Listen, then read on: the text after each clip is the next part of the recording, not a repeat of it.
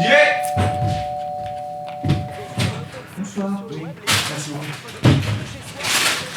Alright, baby. Oh putain, t'es chiant. Oui, mais regarde. Hop. Là. Et voici. T'as vu ce nouveau truc là? De quoi? C'est un zapping intelligent. Un zapping intelligent? Ouais, c'est nouveau apparemment. Ça n'existe pas, hein. C'est pas intelligent les zappings. Mais si, tu sais, les trucs comme I Zap For You et tout. Ok, vas-y, mets. Puis ils disent que c'est adapté aux spectateurs. C'est à toi ça là? Fusti? Oui, c'est à moi. Oui, c'est à moi. Je crois que je bois du coca. Depuis quand je bois du coca? Mais c'est toi qui bois du coca, un truc qui défonce la planète là. Et alors? Tu sais combien il faut d'eau pour faire Pour faire une 1 bouteille litre de coca, Non. il faut entre 1,5 litre et 6 litres d'eau. 6 litres pour un, c'est énorme. Et à votre avis, alors on va la compléter la question, combien de litres d'eau consomme Coca-Cola chaque minute? Quand mes enfants pataugeaient dans le puits, ils ont eu des réactions allergiques et des problèmes de peau.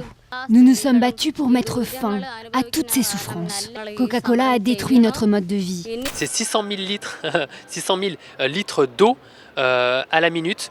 C'est pas très réaliste dans la situation actuelle d'utiliser autant d'eau pour quelque chose qui est quand même assez futile. J'étais vraiment pas du tout au courant qu'il y avait autant de litres d'eau qui étaient déboursés pour Coca-Cola. Enfin, j'avais jamais fait vraiment le rapprochement. Le directeur de l'usine m'a dit à l'oreille « Nous ferons tout pour vous faire taire ».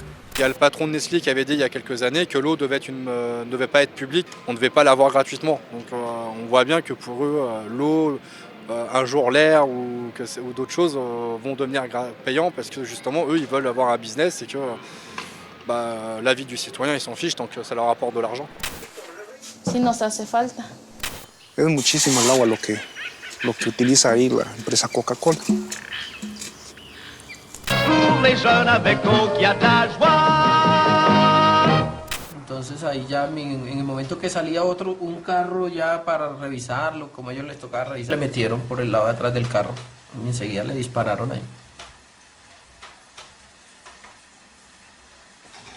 Como 9 tiros me hicieron, que fue lo que presentó los dos. Attends, c'est toi qui as lancé ça là? Oh, c'est toi qui as lancé ça? C'est horrible. Bah, c'est horrible. Moi je me demande juste pourquoi une IA est en train de nous parler là. Et toi, tu te poses pas de questions avec ton coca là? Quoi? Bah, je sais pas, tu rends les gens malheureux, tu contribues au système. Mais qu'est-ce que tu racontes? Même la télé, elle est d'accord avec moi. Les jus de fruits innocents, les thés glacés bio, Honesty, Fusty, tous appartiennent à la multinationale Coca-Cola. Allez! Santé! C'est la famille, hein. T'as compris? Coca? Alors moi déjà, à la base, ce soir, je voulais passer ma soirée tranquille à manger ma salade. Mexicaine! Une salade mexicaine Non, en plus! et pas passer une soirée devant un programme. Vas-y la télé, montre-lui Anela comment c'est bon là, les jus Fusti là. On est bon. Nous vous en parlions il y a un instant, voilà qui devrait vous ravir. Voilà qui devrait vous ravir. Ouais.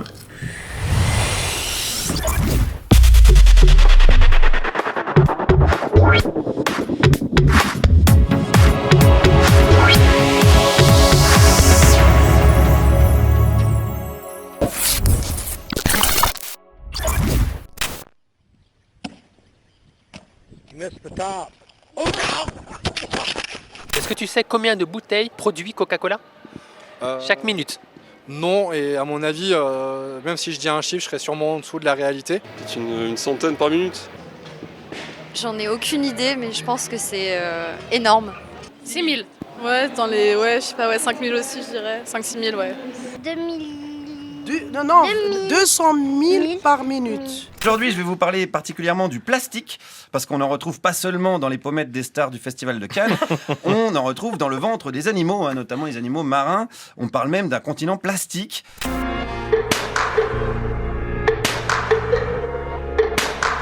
Bonjour, je m'appelle Fanny Wismara, je suis la fondatrice de Plastic Attack France. Depuis 1950, l'homme a produit 8,3 milliards de tonnes de plastique. Il y en a actuellement 6,3 milliards qui sont stockés donc en décharge ou soit dans la nature. 8 millions de tonnes de plastique par an sont déversées dans nos océans. Donc c'est une réelle catastrophe écologique, étant donné que nos océans, nous leur devons une respiration sur 2. En fait, ça équivaut à un camion poubelle de plastique qui se déverse par minute dans les océans. Selon la fondation Ellen MacArthur, si nous continuons comme ça, en 2050, il y aura plus de plastique que de poissons dans les océans. Vous l'avez peut-être vu aussi récemment avec des poissons qui ont été pêchés avec des sacs plastiques à l'intérieur. Voilà, donc l'urgence, elle est déjà réelle, actuelle. On peut déjà palper le problème, d'où l'intérêt de modifier profondément nos modes de consommation. Est-ce que vous mangeriez cette carte? Vous pouvez l'analyser. Non, je mangerai pas ça, non. Non. Alors là, pas du tout. À manger la carte non. On sait jamais, hein. On peut pas. Pourquoi? Parce qu'il y a du plastique, mais qu'est-ce qu'on boit comme jus ou qu'est-ce qu'il y en a maintenant? La plupart, c'est des plastiques. Ouais, mais en même temps, ils les écrasent. Oui. La plupart des choses, qu'est-ce qu'ils sont fabriqués, c'est mauvais pour la santé. Le plastique est un réel fléau donc environnemental et sanitaire. Donc environnemental, donc ça on l'a mesuré. Maintenant il neige des particules de plastique, nous respirons du plastique, la banquise est contaminée. Je lisais l'autre jour un article qui a eu, je pense, pas mal de succès et qui disait même au fin fond des Pyrénées, il pleut du plastique. Donc en gros, il y a une station météorologique, des scientifiques qui ont récupéré des microplastiques. Il en tombe 365 par jour et par mètre carré au fin fond des Pyrénées. Voilà. D'où viennent ces microparticules plastiques? Ce n'est pas les méchants cotons-tiges que la Commission européenne a décidé d'interdire. Bravo pour ce premier acte courageux, si je puis dire.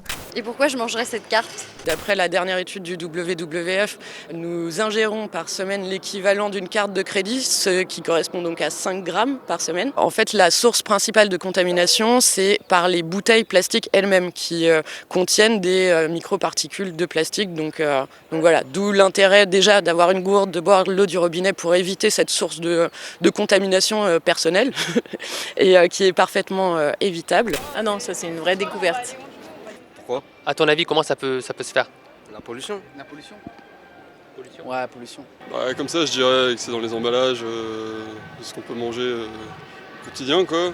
Mais je trouve que 5, ça fait quand même beaucoup, quoi. 5 grammes. C'était le grand rendez-vous du packaging All for Pack avec le sponsor, regardez ce beau sac, Emballage Magazine, qu'on ne lit que trop peu. Il te donne un beau sac en plastique qui va faire donc le régal d'un dauphin, on le jette. Ce packaging, est-ce qu'on pourrait pas en enlever tout simplement? Les gens sont beaucoup plus intéressés par le prix, le coût. Mais justement, si on enlevait du packaging, on gagnerait peut-être en prix. Là, il faut demander aux industriels. Mais vous êtes un industriel. On fabrique des machines qu'on vend aux industriels. Ah, chat perché. Est-ce que ça vous choque, ça, ou pas? Ouais, quand même. Quand même, on n'y fait pas attention, du coup on s'en fout. Malheureusement, oui, il n'y a pas que ça. S'il n'y avait que le plastique, à la limite, je serais content. Mais si on inclut le glyphosate, si on inclut tous les dérivés de sucre négatifs, si on inclut toutes les conneries qu'on nous met dedans, entre les produits alimentaires, les machins, qui font que du mal à la santé, si on retournait sur des produits plus sains, on mangerait mieux et on ferait du bien à la planète. Nous, on mange du plastique, mais les poissons et les animaux, ils en mangent aussi beaucoup plus. Ils en mangent aussi.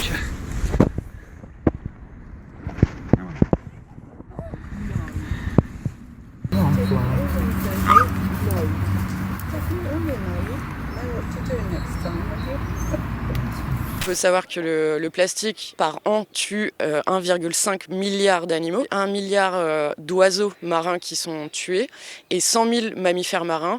Après, le reste, c'est des animaux qui sont terrestres. Voilà, il y en a, on en a vu partout, des hérissons coincés dans des gobelets, des vaches en train de manger du plastique en Inde, même en France.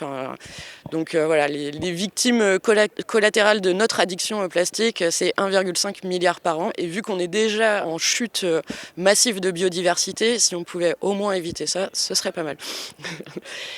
Il faut qu'aujourd'hui, la responsabilité elle est au niveau du citoyen, mais elle est aussi au niveau des grosses entreprises, dans leur impact écologique. Et leur impact écologique, il est sur l'eau, il est sur les consommations d'énergie fossile, il est sur le recyclage, il est sur tous ces sujets-là. Et on ne peut pas en prendre un plus qu'un autre, il faut tous prendre dans l'ensemble, parce qu'aujourd'hui, on n'a plus le choix. Quand il voit tous ces plastiques dans l'océan, est-ce qu'il se sent un peu responsable? Je me sens responsable en tant que citoyen, oui. Pas en tant qu'industriel. Ça m'énerve tellement, j'aimerais leur faire bouffer directement aux industriels. Bienvenue dans Plastique Chef. Aujourd'hui, on va cuisiner une petite soupe aux cernes de César. Attention, ça, c'est du plastique bien frais. Il est bon, on le sent, il vient directement de l'océan Pacifique. Ça, c'est pour le côté gourmand. Il n'y a plus un espace sur notre planète qui est épargné par cette pollution. Là, maintenant, on parle donc d'une nouvelle ère qui est l'âge de plastique. Donc ça peut prêter à sourire, mais c'est absolument pas drôle. Est-ce qu'il faudrait taxer le plastique aujourd'hui? Alors ça, oui, c'est vraiment d'actualité. Bah oui. Quel est votre avis, vous? Je vais rester neutre. Faut préserver le business quand même. Ah ben, je voudrais quand même vendre encore un peu de machines. Ah ben voilà, c'est peut-être ça le problème. Faut bien vivre. Et savez-vous le pourcentage donc, des bouteilles qui sont recyclées? Pratiquement rien, je pense. Je sais pas, 8%. 0,2. Ah ouais 20%. 20%. C'est 7%. Et donc, à votre avis, les autres bouteilles, où finissent-elles? Du coup, on les mange, j'imagine, il y a un lien. Oui. Parce que rien ne se perd, mais... Dans la mer. Dehors, par terre? Ouais, moitié dans les océans, moitié dans les déchetteries du tiers-monde, moitié partout. Peut-être que maintenant tout le monde commence à le savoir, mais le recyclage, c'est pas la solution. D'ailleurs, c'est pas du recyclage, c'est plus du décyclage, parce que recyclage, ce serait une boucle fermée. Mais encore faut-il savoir comment fonctionne ce recyclage. Sont recyclés les bouteilles et les flacons en plastique transparent ou opaque, eau minérale, bouteilles de lait, bidons de lessive. Et des plastiques de type PET ou PEHD. Les bouteilles et les bidons doivent être vides, mais pas besoin de les rincer.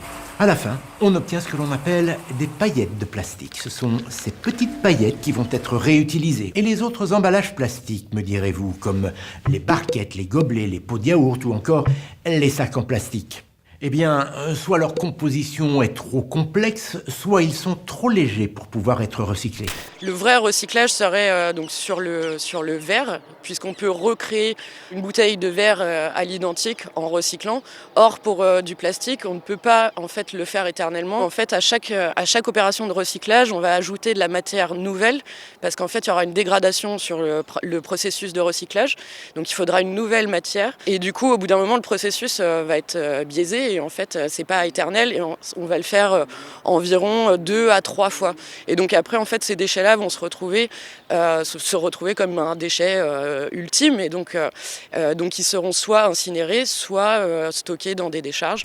Il y a un vrai engouement en ce moment sur la sandale en PVC parce que c'est une matière qui est géniale, qui est anti-transpirante, qui est anti-allergène, qui s'emmène partout et qui s'est complètement relookée aujourd'hui avec des modèles vraiment tendance. Pour les chaussures en plastique en ville parce que cela correspond à une tendance de mode. On a gagné le prix Baby Brand, le prix des jeunes créateurs. Ça nous a apporté une aide de professionnels et surtout une collaboration avec la marque Zadig et Voltaire pour l'été 2019. C'est une grande fierté. Il y a des entreprises qui commencent à essayer de le faire. On a entendu tous parler de l'enzyme mangeuse de plastique. Si on croit que c'est ça qui va nous sauver, non, ce n'est pas ça. Le temps que ce soit des processus qui soient au point, de toute manière, on croule déjà absolument sous les déchets partout sur notre planète. Donc voilà, il faut vraiment stopper cette surconsommation de plastique, passer à des choses qui sont plus vertueuses, donc à de la consigne, mais de la consigne non pas de plastique, mais parce que la consigne de plastique c'est de la consigne qui sert à recycler, donc ça ok, on sait faire, mais de la consigne de verre qui est la seule consigne vertueuse. Voilà. Et l'humanité devint incapable de résoudre des problèmes aussi simples que le traitement des déchets. Les ordures s'accumulaient depuis des siècles sans que personne ne s'en préoccupe. Et moi le plastique, je commençais sérieusement à en avoir la barbe. Tu rigoles ou quoi? C'est génial le plastique! Non, le plastique c'est 1 minute de fabrication, 20 minutes d'utilisation et une pollution de la nature pendant plusieurs siècles. Attends, s'il n'y a plus de plastique, tu m'expliques comment tu fais ça? C'est comme génial ça! Je sais pas. Par contre je pourrais plus faire ça.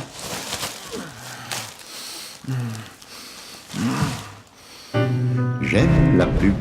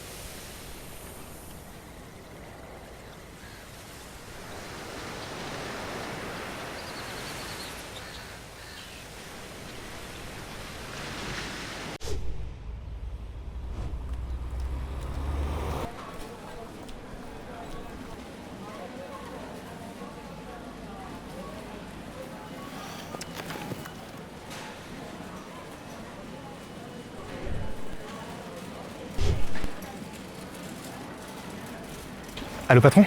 Alors, c'est tapis, ça donne quoi? Ils savent tout patron. Comment ça, ils savent tout? Ils scannent les produits, ils ont accès à l'impact santé et sociétal. Ils savent quel produit appartient à quelle filiale. Mais non. Ah non. Ah, on est dans le pétrin patron. Ah, mais là... On est mal. On est très mal. Super mal. Bayernote, l'appli des consommateurs.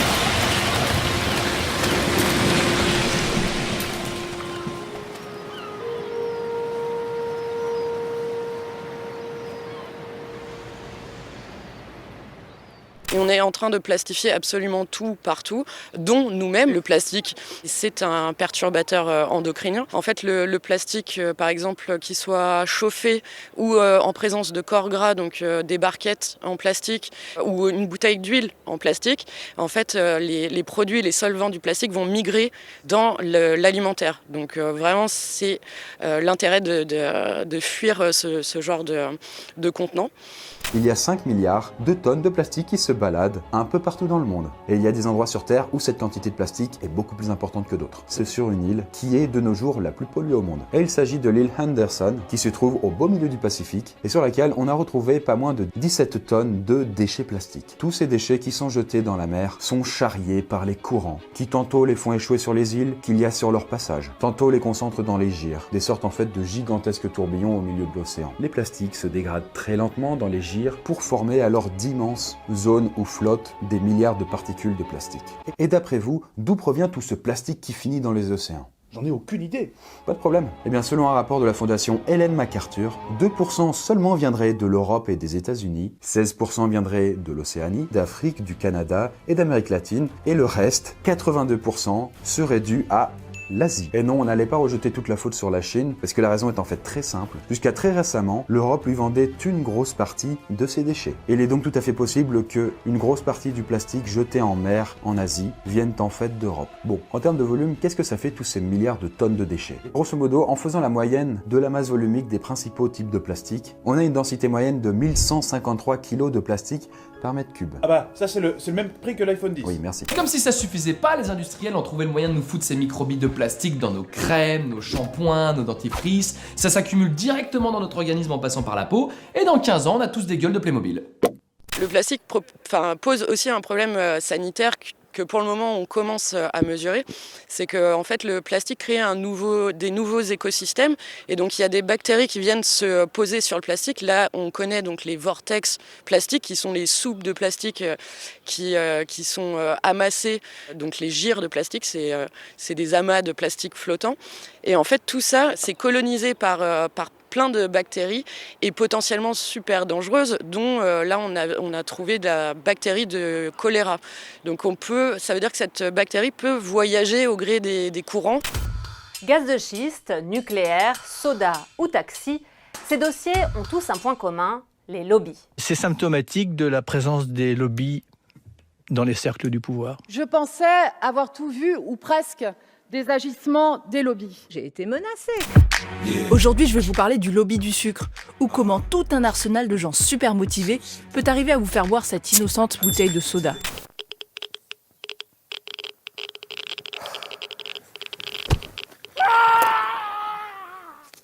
Que les choses soient claires, mon ami. Le pire ennemi de ton business, c'est la science. Les scientifiques ont déjà retrouvé sur les microplastiques des bactéries qui peuvent amener le choléra chez l'homme. Ils ont dénommé plastisphère, cette pellicule de vie qui prolifère à la surface des déchets plastiques. Ces derniers mettent plusieurs centaines d'années à se dégrader. Il faut savoir que les déchets en mer, une fois que c'est en mer, c'est trop tard et que les solutions, ce sont à terre. Il faut vraiment couper l'arrivée de cette hémorragie de déchets plastiques. Récemment, les scientifiques ont découvert une nouvelle forme de roche qu'ils ont nommée la plastic route. Sur la page Plastic Attack France, ça a fait rigoler, mais non, c'est une catastrophe. Et donc voilà, c'est une nouvelle forme de sédimentation humaine et qui est en fait le plastique est en train de recouvrir les roches. Il faut tout de suite faire croire que les scientifiques se disputent entre eux. Bref, tu dois créer une controverse. Mais nous, en tant que citoyens et consommateurs, qu'est-ce qu'on peut faire pour agir contre cela? Boycotter Coca-Cola. Voilà, c'est bon. Bouteilles en verre déjà. Des alternatives, oui. Déjà remettre les bouteilles en verre consignées, comme c'était le cas il y a quelques années. J'ai vu que l'Alsace s'y remettait. La bouteille en verre, je pense. Les gourdes, c'est une bonne alternative, je trouve. Je suis pas amatrice de boissons gazeuses, mais oui, si on nous proposait davantage ce genre de produits dans les rayons, oui, ça serait quelque chose où je serais consommatrice. Mais boycotter à fond tout ce qui est grosses enseignes comme ça, quoi, type Coca-Cola. Ne combats pas la science de front. Non, tu dois l'infiltrer, la capturer. C'est ce que nous a appris le lobby du tabac. Et depuis, on fait tous comme ça. Première arme, la plus simple et peut-être la plus efficace, le conflit d'intérêts. On va vous faire alors goûter différents colas et vous allez essayer de trouver l'original. Est-ce que ça vous va? Oui, je suis pas sûre de réussir, mais je veux bien tenter. Il y a des bulles. Je crois que c'est du Pepsi, ça. Je sais pas. Cola, Je sais pas, mais c'est pas du Coca, ça. Moi, je suis pas une grande experte, mais je pense pas non plus. Ça ressemble, mais je suis pas sûre que ce soit la marque Coca ou c'est... Coca-Cola. Du Coca du bled, ça se voit. Coca du bled. Pas du tout, on aurait dit de la bière. Ouais, le dernier. Le premier. Ouais, le premier aussi, ouais. Le deuxième. Le deuxième, sans hésitation. Il y en a aucun. Peut-être le 1. C'est la bonne réponse. Le premier, c'est bien du Coca-Cola. Le deuxième, on est sur un cola Oxfam bio. Et le troisième, on est sur du Me-Cola. C'est également solidaire et bio. Et ce sont donc des alternatives qui ont été proposées par les consommateurs et les plus plébiscitées sur la campagne de boycott qu'il y a en cours sur Coca-Cola. Comme on l'a vu, le plastique n'est pas un matériau qui est inerte, donc sans conséquences pour la santé. Donc mieux vaut privilégier le verre et l'inox par exemple pour les gourdes. Et ensuite, bien évidemment, avoir acheté en vrac, avoir des sacs à vrac, privilégier ce qui a le moins d'emballage. Plus les produits sont transformés, plus forcément vous aurez d'emballage. Si je t'offre un cadeau, tu vas pas me coller une gifle, c'est normal. D'ailleurs, si ton entreprise finance des études, tu sais qu'il y a beaucoup plus de chances pour qu'elle tourne en ta faveur. Donner des obligations, de mettre les trucs ABC là. Ah oui. Le Nutri-Score. Voilà, En fait, il y a un étiquetage qui s'appelle le Nutri-Score, qu'on a essayé de rendre obligatoire, qui finalement est facultatif, etc. Et on se rend compte qu'effectivement, les lobbies du sucre n'ont aucun intérêt à ce que cet étiquetage devienne obligatoire, parce que du premier coup d'œil dans votre supermarché, vous allez pouvoir voir effectivement la quantité de sucre ou de graisse ou d'autres matières, et du coup, vous en achèterez moins. Donc, alors les lobbies vous parlent de plaisir, vous parlent de liberté, etc. Mais il y a quand même un problème de santé publique sur le diabète, l'obésité, etc. Oui, c'est la notion de l'être qu'on a sur les aliments, qui est d'ailleurs issue d'un pressing citoyen. C'est un logo nutritionnel, d'accord? Ça va de A à E. En fait, ça montre justement au niveau de la nutrition, est-ce que c'est un produit qui est sain pour la santé ou pas? L'Assemblée nationale. En France, c'est ici que se décident et se votent les lois. Pour les lobbies, ces groupes de pression qui tentent d'influencer et convaincre les hommes politiques, ce lieu est stratégique. On dit d'eux qu'ils sont omniprésents, qu'ils sont très puissants et qu'ils arriveraient même à faire changer les lois. Le rapport entre collaborateurs en poste et lobby, ça semble incompatible, complètement incompatible avec le minimum d'éthique. Il y a un conflit d'intérêts manifeste entre exercer son métier au jour le jour avec un député et parallèlement être rémunéré par une entreprise pour faire du lobby. C'est impossible. À votre avis, les entreprises ont dépensé combien d'euros, donc au niveau européen, pour rendre cet outil facultatif? Étant donné que ça marche pour 27 pays, je me dis quelque part, lâcher 1 milliard, c'est pas énorme. Food Drink Europe, donc c'est un lobby industriel donc alimentaire, a dépensé plus de 1 milliard d'euros.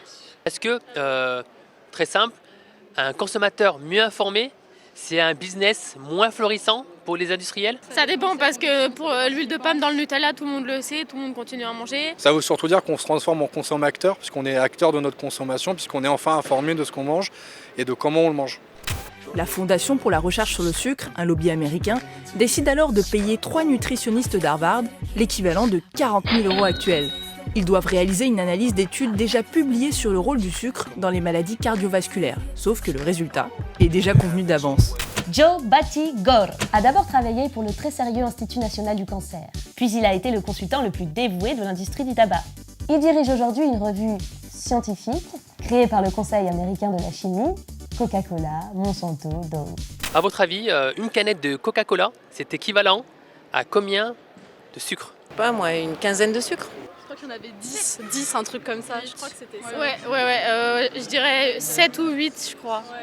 Ah, bah 2000. Il y a beaucoup, non? Plein. Ça veut dire qu'il y a au moins plus de 20 à porter. Non, 10, plus de 10 sucre. Alors dans une canette de Coca-Cola, donc de 33 centilitres, il y a 10 morceaux de sucre. Donc ce qui fait, vous n'êtes pas loin du tout, et ce qui fait quand même beaucoup. Aujourd'hui, je vais vous montrer ce que votre corps absorbe vraiment lorsque vous buvez ce genre de boisson, à savoir un Coca-Cola. On va mettre par exemple à 7, 8. Et à présent, on va voir ce qu'il se passe. Voici ce qu'il reste dans notre casserole. C'est, je pense, tout simplement le sucre du coca, qui a commencé d'ailleurs un petit peu à brûler dans la casserole. Toute l'eau est partie lors de l'évaporation. Donc c'est exactement ce que contient une canette de coca, 35 grammes de sucre. Donc voilà, ça donne pas très envie de boire du coca, je ne vous cache pas. C'est les laboratoires pharmaceutiques pour le diabète qui vont être contents. Il ne faut pas s'arrêter là, mon ami. Il te faut des revues scientifiques maison. Il te faut surtout des instituts scientifiques maison. Non, faut raisonner les gens, mais après, les gens, c'est pas facile, faut peut-être taper plus haut. Donc ouais, le boycott, ça peut être pas mal. Trouver un moyen pour faire pression sur l'État, pour les taxer beaucoup plus. L'entreprise américaine aurait influencé des travaux scientifiques qu'elle sponsorise. Grosso modo, c'est une opération marketing maquillée en études scientifiques. Pour situer un peu l'entreprise, Sprite, Fanta ou encore Minute Maid sont la propriété de Coca-Cola, le leader mondial du soda. En gros, la multinationale a financé des professionnels de santé et des chercheurs pour faire oublier les risques liés à ces boissons. Rien qu'en France, elle a dépensé 8 millions d'euros depuis 2010 pour financer des recherches biaisées. Coca-Cola a donc payé entre 700 et 4000 euros 18 diététiciens, nutritionnistes et médecins du sport, mais aussi des médias et des colloques pour leur faire dire ce qui arrangeait ses affaires. Tout commence avant même le vote de la loi. Car plutôt que de subir la réglementation, les lobbies vont tenter de participer à son écriture. Ils vont par exemple jouer de leur expertise en publiant des rapports, en faisant signer des études par des chercheurs de renom et en diffusant ces mêmes études dans des revues scientifiques. Les décideurs administratifs ou politiques sont en demande, et ils sont en demande notamment de données techniques, de données statistiques ou d'éléments factuels sur le secteur économique qu'ils prétendent réguler. À partir de là, les groupes d'intérêt ont un point d'appui pour faire progresser leurs idées, car c'est eux qui vont fournir une série de données techniques et statistiques aux décideurs administratifs. Les données transmises par ces groupes d'intérêt sont partielles ou ne prennent pas en compte toute la complexité d'un phénomène. La multinationale a donc fait intervenir ses professionnels sur des thèmes comme l'hydratation des sportifs ou les boissons des ados, en préparant minutieusement les prises de parole des médecins. Or, toutes ces interventions vont à l'encontre de la recherche scientifique actuelle. Les boissons sucrées sont l'une des raisons de l'obésité et du diabète, et le sucre est responsable de nombreuses autres maladies, y compris de certains cancers et maladies cardiovasculaires. La plupart de ces partenariats avec des médecins consistait à sponsoriser des conférences, une stratégie employée ainsi dans d'autres pays, notamment les États-Unis, mais que Coca-Cola affirme avoir abandonné depuis 2016. Le lobby, c'est un représentant d'intérêt dont l'expression est naturelle, légitime, souhaitable, utile dans le dialogue démocratique. Mon ami, le science washing, ça marche. Créer la controverse, ça marche. Créer le doute, ça cartonne. Regarde, même en 2017, quand 15 000 scientifiques de 184 pays s'étaient rassemblés, 15 000 dans l'histoire de l'humanité, c'est du jamais vu. Ça aurait pu déclencher une révolution. Mais non, car au milieu de ces 15 000 voix, celle que la plupart des gens ont retenue, c'est la mienne. Tu fais quoi toi dans la vie ? Je suis lobbyiste. Ah. T'arrives à te regarder dans un miroir le matin ? Ça va, je vends pas des armes non plus. Le gouvernement a essayé de faire adopter une taxe sur les boissons sucrées. La taxe que propose François Fillon, pour rappeler, c'est 2 centimes par canette de soda. Cette taxe et ce projet de loi ne plaît pas du tout à Coca-Cola, qui décide immédiatement de geler un projet d'investissement dans une de ses usines. Donc c'est un premier chantage à l'emploi. Est-ce que vous savez ce que c'est le boycott? Le boycott? On s'oppose à l'achat de certains produits ou services fournis par des entreprises ou des sociétés dont les valeurs sont contraires aux nôtres. Renoncer à quelque chose ou de ne pas acheter des produits d'une entreprise par rapport à une idéologie, une philosophie ou une action de celle-ci mène qui va à l'encontre de nos valeurs. Essayer de diffuser la non-consommation d'un tel produit, par exemple. Enfin, moi, c'est comme ça que je vois les choses. Et est-ce que vous pensez que ça peut être efficace justement de boycotter une entreprise pour changer ses pratiques? Ah bah complètement, oui. Soyez le monde que vous voulez, hein, donc oui. Chaque fois que vous dépensez de l'argent, vous votez pour le type de monde que vous voulez. Oh bah oui. Si on en juge par l'histoire, oui, ça peut être efficace. Après, il faut que ce soit à bon escient et il ne faut pas se tromper de cible, mais oui, bien sûr que ça peut être efficace, oui. Les gamins, je me souviens de boycotts de produits venant de je ne sais plus quel pays pour des raisons politiques. Ouais, ça peut arriver. À l'échelle des pays, ça peut sûrement être à l'initiative de citoyens. Ouais, je pense que ça peut porter ses fruits, quoi. Oui. Il y a potentiellement quelque chose à jouer, mais j'émets un doute quant à certaines entreprises qui ont quand même constitué un monopole sur certains produits et en fait les gens achètent sans trop savoir pourquoi et je pense que c'est compliqué de mobiliser beaucoup de personnes sur un boycott de certains produits par exemple. Je crois que si le boycott peut vraiment changer la pratique de l'entreprise, si on arrête de consommer un produit, eh bien, si on explique pourquoi l'entreprise à son tour va revoir ses pratiques et ses méthodes de production.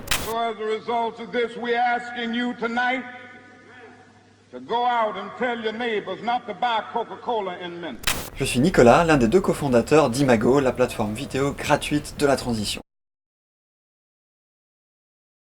Sur Imago, vous pouvez retrouver plus de 2500 pistes audio et vidéo, que ce soit des web-séries, des podcasts, des courts-métrages et évidemment des documentaires. Des contenus qui vont parler de la transition et exclusivement de la transition, que ce soit les questions écologiques, les questions démocratiques, l'éveil des consciences et beaucoup de sujets de ce type. Bien, tout simplement parce que avec Imago, nous aspirons à devenir indépendants en tant que diffuseurs et donner une indépendance pour les créateurs de contenu par rapport aux GAFAM.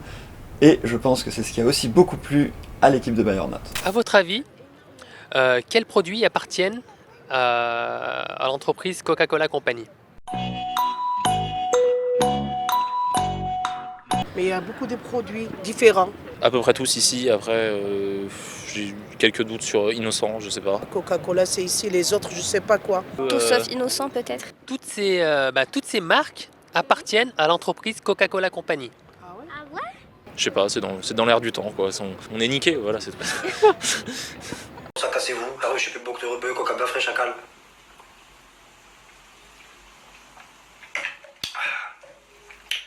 Vive Coca et Tahia Coca et la bonne qualité. Mais quoi? Pourquoi t'éteins? Je suis fatiguée, je vais aller me coucher. Et puis on arrêtera d'acheter ces merdes. Ok.